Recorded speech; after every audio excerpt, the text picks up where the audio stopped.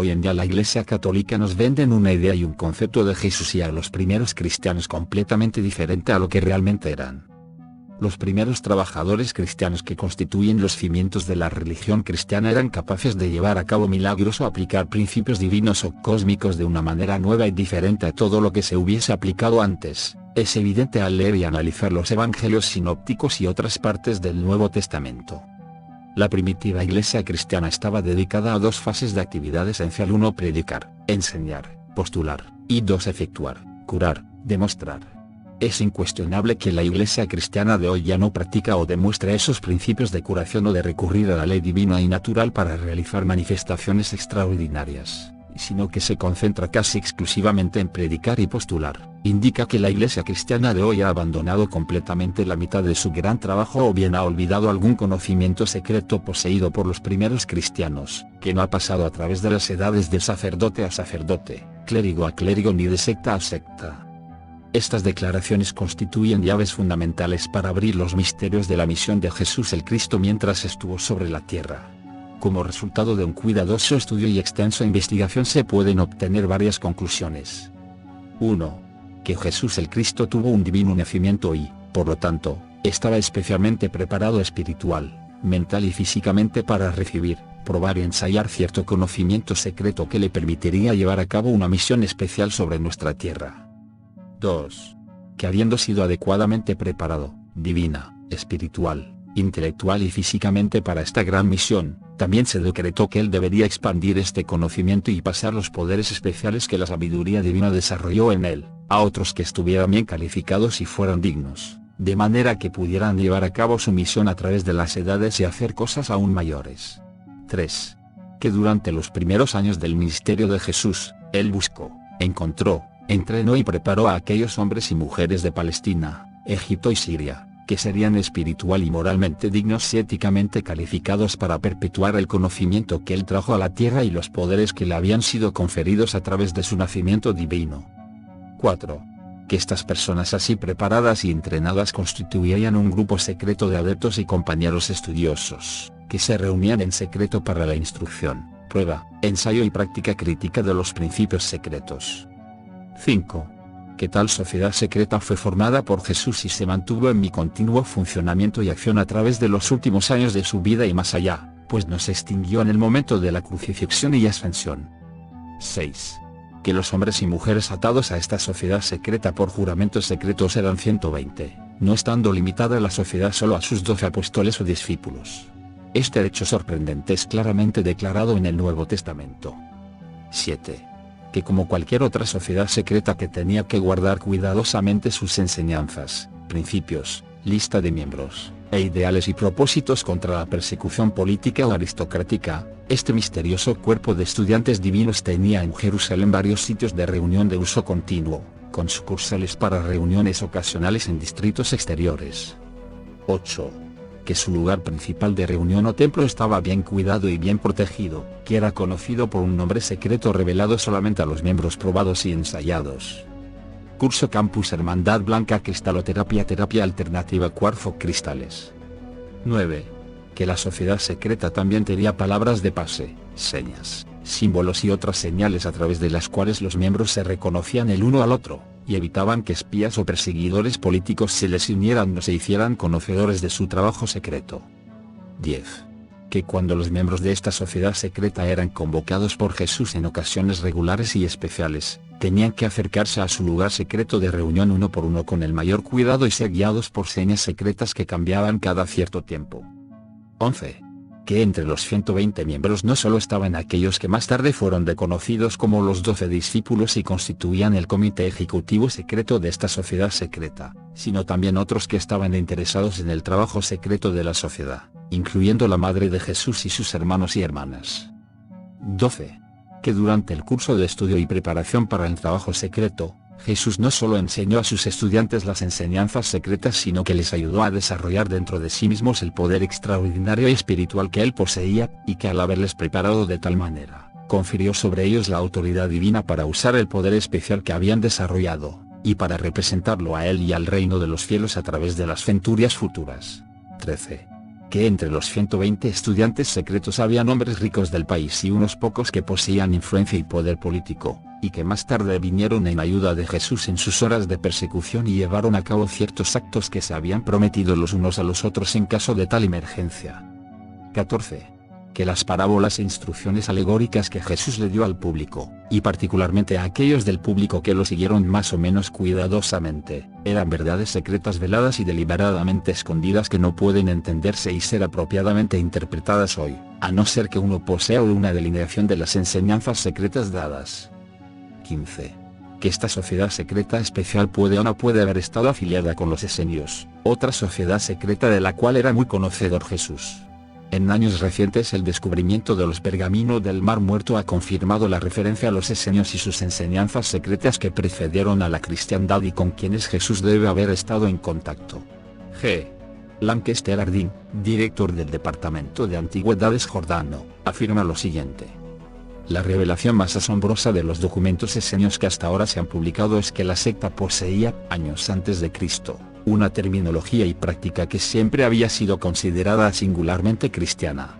Los esenios practicaban el bautismo y compartían un refrigerio litúrgico de pan y vino el cual era presidido por un sacerdote.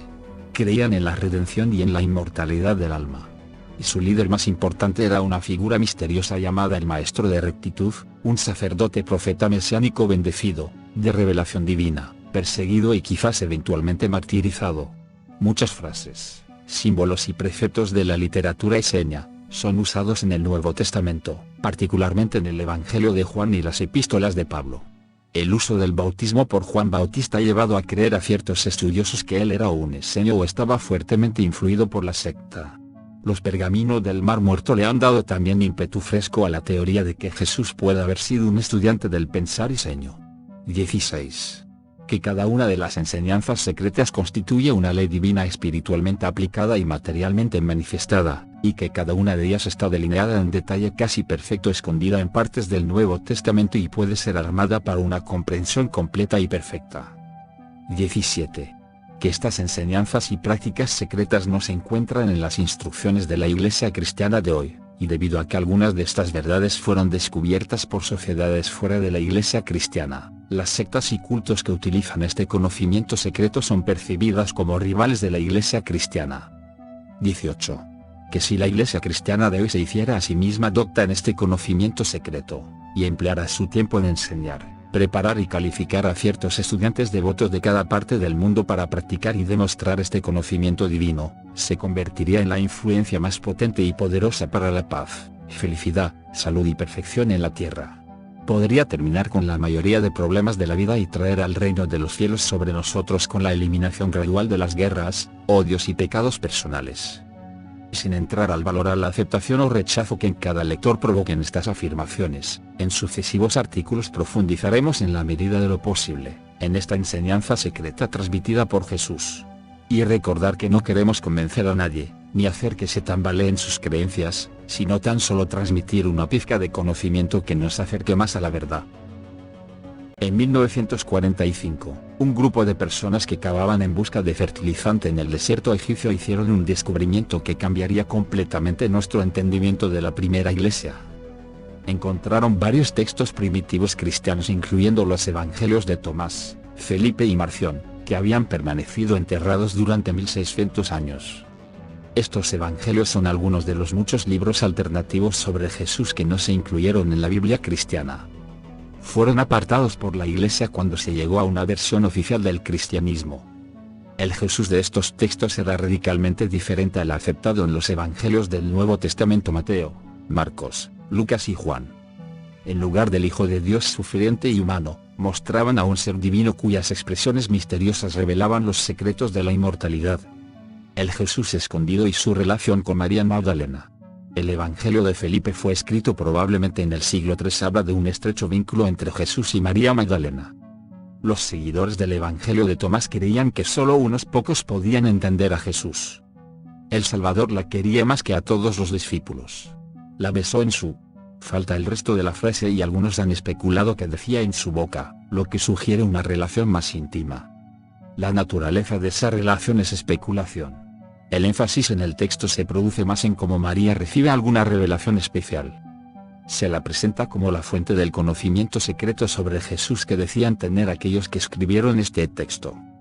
El Evangelio de Tomás es una colección de dichos de Jesús escritos a principios del siglo II. Jesús es descrito como un místico revelador de verdades escondidas en lugar de un sabio que murió por los pecados del pueblo. Confirma en antigüedad el llamado Evangelio de la esposa de Jesús. El nombre en arameo de Tomás significa gemelo y puede ser que el texto presenta a Tomás como una especie de gemelo espiritual de Jesús, el discípulo ideal que mejor entendió en su totalidad las palabras secretas del Jesús viviente. Los seguidores del Evangelio de Tomás creían que solo unos pocos elegidos podrían entender los dichos de Jesús y de esa forma reconocer su divinidad e inmortalidad innatas. Nacido de la Virgen, Marción era un importante teólogo cristiano del siglo II, pero sus escritos se han perdido a lo largo del tiempo.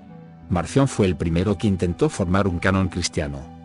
Los relatos que critican su trabajo dicen que es posible que creyera que Jesús era un ser divino enviado desde el cielo que tomó un cuerpo temporal, y no un niño humano hijo de María.